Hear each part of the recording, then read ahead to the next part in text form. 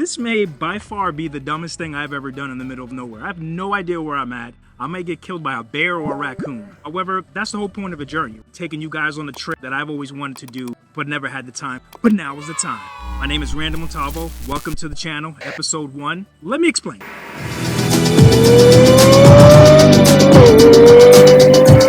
Okay, so explaining what that journey is. Well, ever since I was a kid, I've always loved cars. I had a huge affinity for cars, exotic sports cars, and I love road racing.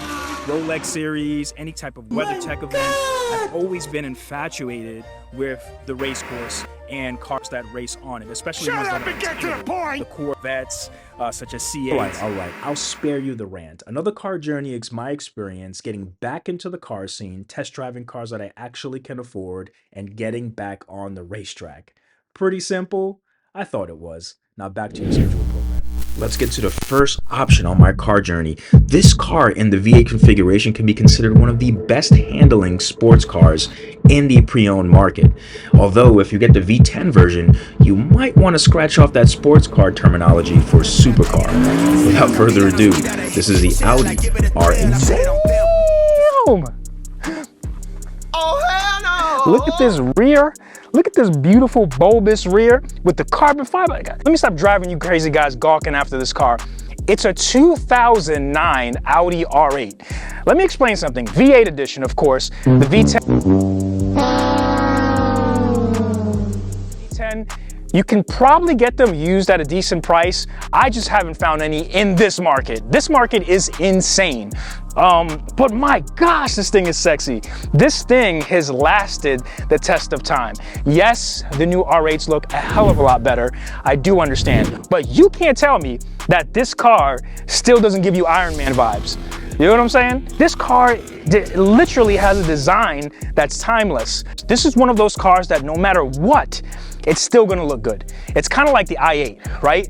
Way ahead of its time design-wise. This pushed the boundary of Audi. Literally. And this whole section right here, just so reminiscent of the race car at that time in Le Mans. Just absolutely gorgeous car. This model is not even a higher end model, it's a base model. People who are not car guys, you could literally, they think this is a brand new Audi R8. Now, granted, the designs have kind of like, you know, subtly given themselves a lot of similarities through the years, but this car still breaks necks. Everywhere I'm driving this car, people are still like, it's a baby Gallardo, right? It's definitely like, it's giving them those vibes. And that's what this is essentially, right? Audi, Lamborghini, you know, obviously there's a lot of relationship there when it comes to chassis and certain parts. By all means, let me just tell you what I do absolutely love about this car. Look at the front of this car right over here, where the air intakes go from the side all the way into the side ducts into the mid-engine. This is what exotics is about, essentially, right? This is about giving you all function, sex appeal, performance, all in one package. And that's what I absolutely love about this. Look at the way this looks right here coming into the air with this over here on the side. And you coming out this car, you're looking fantastic. You're feeling fantastic, and it drives fantastic. Around 400 horsepower is what you're looking at here. And you know, at the time when this came out, that was plenty.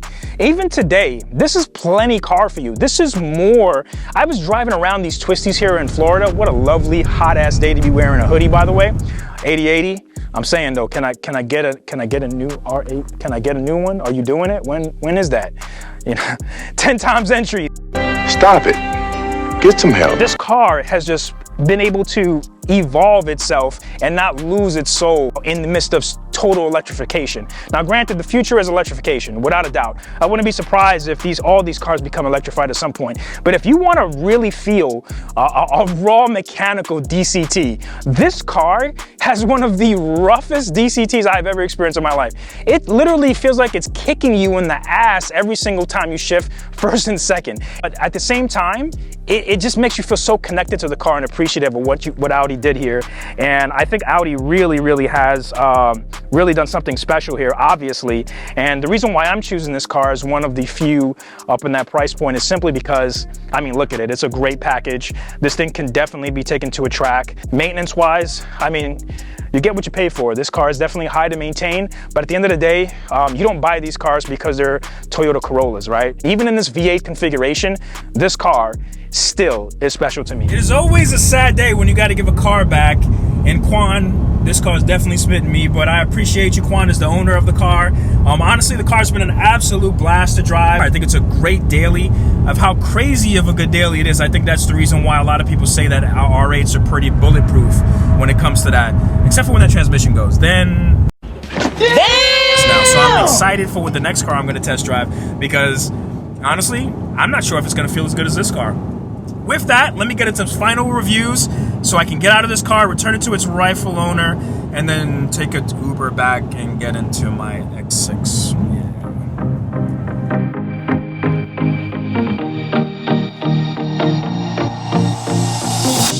Whenever I'm with you, I am alright. There's something about the way you make me feel inside.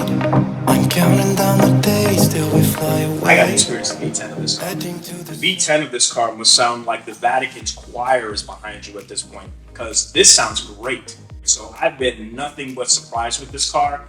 To be honest with you guys, kind of smitten. This car reminds me of what I wanted the i8 to be honest with you. I wanted the i8 to have those looks, those concept looks, right? I mean, this thing looks like a UFO pretty much. But with the grunt and the engine of this car, right? You would be satisfied with 400 or so horsepower in an i8, right? And that grunt sound. You kind of do want to hear the V10 on this car, because this car in 2009 was phenomenal. This car definitely screams like, put me on a curve and let me show you what my exit speed looks like. I mean, that's what this is, and I've been totally floored with this car.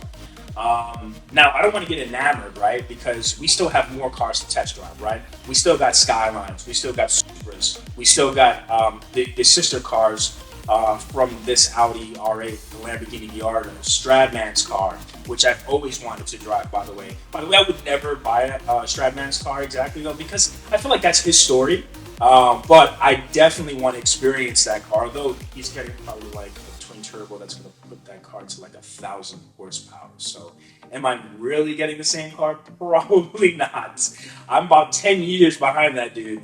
Shout out to Stradman, Stefan, and the whole 8080 crew. I told you I got all your clothes. I told you. Can a brother get a pen? You know, it would be great if I got an R8 V10 Plus Max or something. You know, shout out to your boy. Not sponsored, but I appreciate you guys for that. They're doing it big over there in Utah. So we got to do it big in Orlando. So the consensus of this car is, to be honest with you, I like it. Would I be mad owning this? Absolutely not. Would I like to drive the V10 version of this car? Absolutely. I mean, you would be a moron not to want to drive the V10 version and experience it before you spend $80,000. Yeah, the range for this, to be honest with you, I checked the Auto Trader last night, was about $70,000 to $80,000 that you can get these cars for. You can get them lower, ridiculous miles. But to be honest with you, again, remember I stated earlier, we're kind of looking at that M4 competition package price point, right? Because that's what I really would like. And I might have an M4 comp package on here as well as an M6 comp package, because I have some, my brother-in-law actually has an M6, so I would be interested in that as well, because it's 600 horsepower, guys. That's nothing to scoff at as well. In today's day, I mean, that's literally 200 more horsepower than this car. You know what I'm saying? And that car would smoke this car in a straight line, right? I'm curious on the V10 version, though. I would definitely, with that Quattro, I think the V10 definitely got it, but it's a good thing to have on the channel, because it's pretty dope. We have more cars to kind of bring to the channel, to kind of experience, and we have events to go to, right? I definitely want to go back into the scene. You know, I'm 39 years old now. When I was in the scene, the Hyundai Tiburon just came out, and the Sentra Spec V, and people thought that was crazy. People were like, oh, the Spec V got an LSD in it, and people were buying Phantom grips. I was in the Hyundai scene, man. That was rough, man. Then I got into kind of like the Nissan scene, right? I had two 350Zs in my life, and one of them I twin turbo, my last one. The first one was completely naturally aspirated. And to be honest with you, the scenes now are so different from them, because back then everything was like performance oriented. The scenes that I was in, you know what I mean? You gotta remember New Jersey, I was all up in, you know, that kind of car scene in New York, New Jersey. And, you know, we were in Raceway Park, we were always going for 110 octane or Sunoco 94. There is such a thing. There is no Sunoco 94 in Florida. I mean, I can't find it in Florida. I'm pretty sure there is somewhere. but I can't find it. But I remember like thinking people buy Octane Booster, like those are the kind of scenes that I was in back in the days. And the scene has changed, people. I'm not gonna lie, guys, and you guys can comment below, subscribe and like as well. But to be honest with you, I went to a scene one time, I would say about 3 months ago, and I didn't record it because obviously I was still getting the feel of if I wanted to do this. I mean, guys have stance cars now. And I'll be honest with you, I'm not really down with the stance stuff. I think it's ridiculous, but I respect it from a person's taste, right?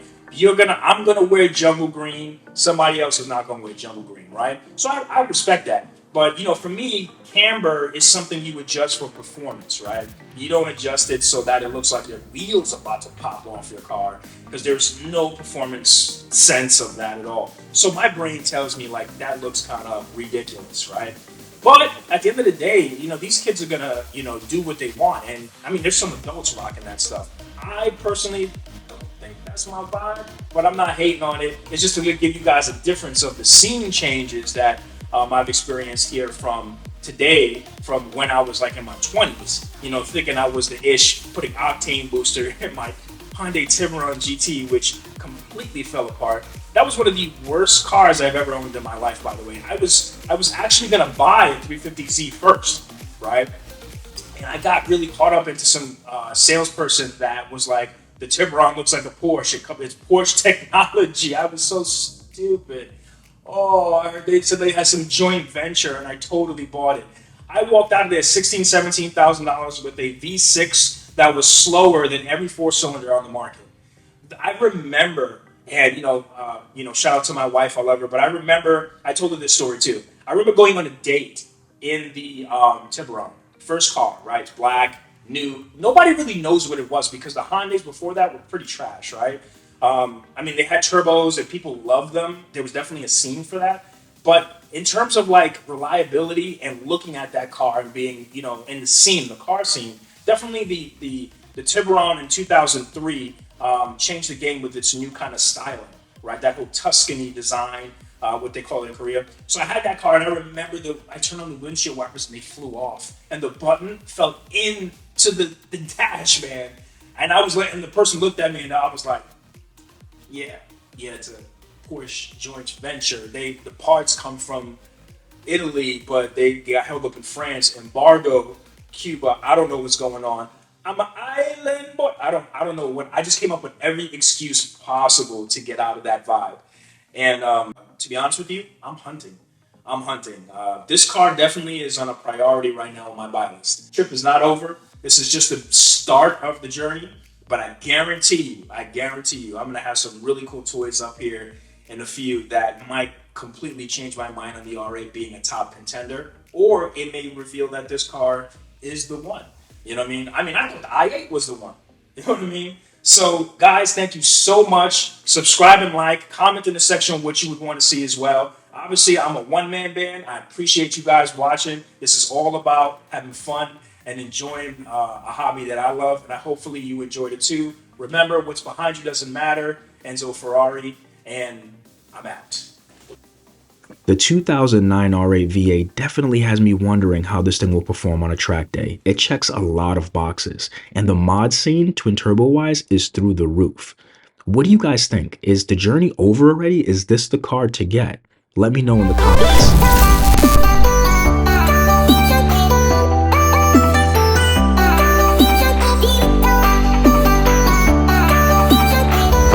Emotional.